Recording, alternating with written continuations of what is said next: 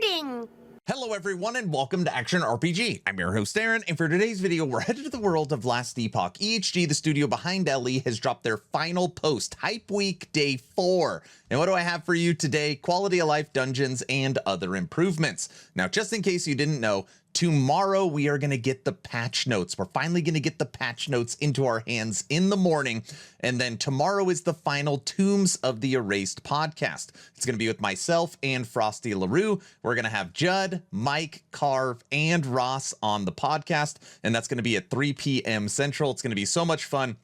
We're going to be looking at a whole bunch of different stuff and of course answering patch notes Q&A as well. Should be a lot of fun. Make sure you come by Aaron Action RPG on Twitch. All right. Here we go. Let's look at it. We're going to go through all the quality of lives. Now, obviously, I look at Last Epoch through rose-colored glasses. I think they have the best loot filter. I think they have the best crafting. I think they have the best inventory. I think they have the best stash. I think they have the best itemization. And coming soon, April 17th, they're going to have the best quality of life. Now, something that they have not wanted to give us, which they have finally relinquished to the player base, and I know this one's a little controversial. Not everybody loves this. You're going to be able to respec your mastery. Now, obviously, you can't switch your class. Your class is the only thing that is really a permanent decision now in Last Epoch. This is something that happened with Grinding Gear Games on PoE 1. They allow people to respec their ascendancy. Not yet in PoE 2, but in Last Epoch, you can now respec your mastery. And know that the higher level you are, the more gold it is going to cost. So this definitely isn't free. You got to have a decent stockpile of gold, but you know, obviously if you want to get it done, you can do it. Eternity Cache. This is your temporal sanctum way of creating legendaries. Now this just recently came out on the Tombs of the Erased podcast with Talkative Try. But ultimately, if you are fighting Julra and complete at least a tier 2 dungeon, this does not work at tier 1, has to be a tier 2 dungeon, you can now guarantee one affix move over. There is no worse feeling than when you've got a 2-3 LP and you go to slam it and literally your 1T7 perfect exalted affix is the only one that doesn't move over. Everybody has been in that situation if you've grinded endgame long enough. It's just this gut-wrenching feeling. I've had people in my stream that's like, oh yeah, that was literally why I quit Last Epoch. I grinded this 3LP, I had the perfect exalted item, I slammed it, and I missed, and there was just no way I couldn't recover from that. I was done with that season. Don't worry, they have heard the complaints, and now you will at least guarantee one exalt to move over. Now, something very cool. Well, I'm sorry. You can only guarantee one exalt to move over. Now, something else that they've done with the Eternity Cache as well, when you fight Julra and you defeat her in the Temporal Sanctum, you can also get a critical success, which is so cool. So right now, if you're forging and you're forging and you get a critical success, instead of an affix going up 1 tier, it goes up 2. If you get a critical success when you're making a legendary, instead of transferring over 2 affixes, maybe it transfers over 3. If you're hitting a 3 LP, you now got a 4 LP, 1 LP, 2 LP. Basically, it'll transfer over an additional affix. Yes, critical success has come to the Eternity Cache as well. Huge quality of life. Dungeon key inventory. You asked for a key ring to free up inventory space, but we just saw how many keys you've been saving and realized no one's making key rings that big. Instead, keys now have their own space in the inventory UI, freeing up valuable gear space in your stash. This allows you to also easily see how many of the key types you have gained and have available to exchange. Yes, you are now going to get a black market key trader. And on here, basically what you do is you can trade your keys for portal charms. So let me read this because it's a little confusing. We're introducing 2 types of dungeon key charms. I'm sure we're going to get a lot more in the future. Portal charms, this allows you to port directly to the boss so you don't have to run the dungeon. And the other one is the scale charm, which for whatever reason, they still haven't disclosed. Well, now you are going to know. You can only exchange your keys for portal charms at the black market trader in Majelka's upper district. Though for our loot lizard loving players, scale charms will instead only drop by mobs. So basically this black market trader, you can only get portal charms right now. When used at the entrance of the dungeon, a scale charm will greatly increase the amount of loot lizards that spawn during the dungeon run. Similarly, portal charms will let players travel directly to the dungeon boss with a random set of floors modifiers based on the tier of the dungeon selected. The modifiers apply as if you had fought through each of those floors, but now you can jump straight to the boss. For those players that wish to reach the boss the old-fashioned way or have prophecies to complete, we have made improvements to the dungeon zones based on your feedback. Dungeons are now smaller, have fewer blockers, and lower chances of dead ends. Though if you do find yourself pinned in and failing to the hordes of mobs, fret not, as there's another reason to pick up those keys. Okay, before I show you this, you could jump directly to the boss through this portal charm right here. You could use this one and get a ton of loot lizards in your dungeon. They have made the dungeons smaller. They've made them easier to traverse, less dead ends, less blocking, and to just make it that much sweeter, if somehow you die, you can now use a key to respawn immediately. However, you will consume a key. So you could also respawn in the dungeon by using a key. Unbelievable. They're probably making it too easy, truth be told. All right, there's more. You ready for this? This is something that's been asked for, I don't know, since dungeons were put in the game. For Season 2, new short quests have been added that reward 2 passive points and unlock 1 idle slot for defeating each dungeon boss. These quests will also direct players to the alternative dungeon exits, bypassing parts of the campaign. Yes, they have finally done it. The Divine Era, the Imperial Era, and the Ruined Era that each contain 1 dungeon. They are now giving you passive points and idle slots. Now, this won't fully take care of getting all your passive points and all your idle slots, but basically this will act as kind of a temporary campaign skip. There's a couple places you're gonna have to knock out some quick quests to get the remainder, but they basically gave in to our wishes, and now you can almost fully skip the campaign. Unbelievable. Controller targeting. Controller targeting has been significantly improved with a new targeting paradigm system that means we can create custom behaviors for every skill based on the intended use of a skill while using a controller, such as cast on self, cast max range forward, and cast on the closest enemy in range. Cast on the enemy in forward-facing cones is the difficult behavior. This also includes if a node or gear changes how a skill works, allowing us to create 2-tiered behaviors, something far more specific than what we used before. Now, I'm not going to read all this. Again, I will link it in the description.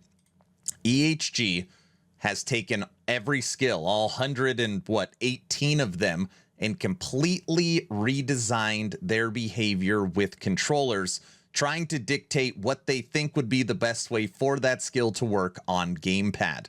They're calling it revolutionary. They're saying it's so much better than how it's been in the past. And a lot of people actually like controller support for Last Epoch already. So they're just taking it to the next level. Auto sorting. Shards, runes, glyphs, keys, and woven echoes. It's a lot to track and loot to store, and something we have made some changes to auto sorting. In Season 2, players will have more control over what stackable items move to their dedicated storage system on looting and which move to players' inventory, allowing the player to decide what happens to those items. So, how it's going to work is if you have keys on the ground and woven echoes on the ground and shards on the ground, it is literally one click, everything gets vacuumed up, and they've given us a bigger pickup range, and everything is auto sorted. So nothing goes into your inventory. It is so nice. It is playing Last Epoch as long as I have. It is so nice. No more hit the transfer button. And I know there's some people that like the sound of the swoosh for hitting the transfer button. It's still there at the bottom if you want to hit it. It is unbelievably nice. They've also completely redesigned the inventory space.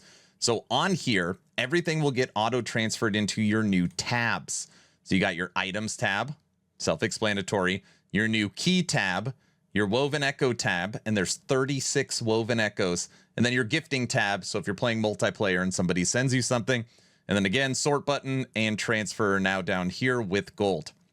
I said it at the beginning of the video. Last Epoch has the best inventory system, I think, in the genre. I mean, you could argue with me some other games that are pretty good. It's at least top 3. Very, very well done. Very, very well done. Now let's talk about the death vacuum. Now, for me, when this happens, this is normally when I am fighting a 5, 6, 700 corruption nemesis, and that nemesis is normally bleed or poison.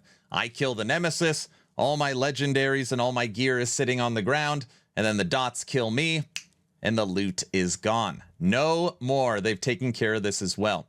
You're fighting all these enemies, and all this loot is on the ground. Oh, that didn't make it big. And then you die. Died to 13 damage. No worries. Yes, you are dead, but all of the loot in your area is picked up and brought right here. Basically brought to the little end of time completion area. So that way, you're not pissed off that you lose all your loot. I'm telling you, they really tried to think of a lot of stuff, pain points for the community on this quality of life. Something that's been asked about for the entire creation of Last Epoch is being able to compare your other ring. I don't know why. Like, again, I don't make games. I don't know why this took 5 years to implement. And it's funny that they put it in this post, even though it seems like such a little thing. We've been asking for literally forever the ability to compare our other ring. So when you hit control, it'll compare one ring. And now if you hit control alt, it'll compare the other ring. So you could compare both rings now. Finally made it into Last Epoch. And of course, that works on controller as well. Faction waypoints. So for people that like alt characters, when you unlock your faction at the Keeper's Camp, it'll automatically unlock the waypoints as well. All right. So in the Keeper's Camp, you get to select your faction, and that'll immediately unlock the waypoints to the observatory and the bazaar. But just know you cannot use this as a campaign skip.